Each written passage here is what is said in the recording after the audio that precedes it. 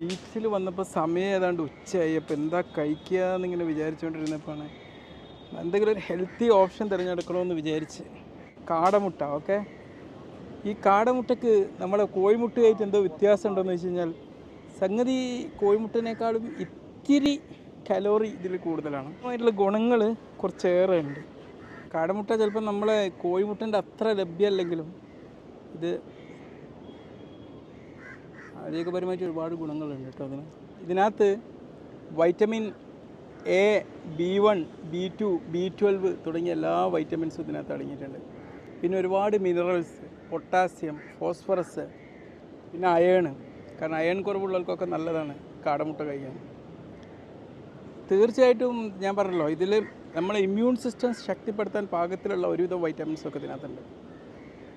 അപ്പോൾ എന്താവും, നമുക്ക് നമ്മുടെ ശരീരത്തിലുണ്ടാകുന്ന ഒരുപാട് നമ്മളെ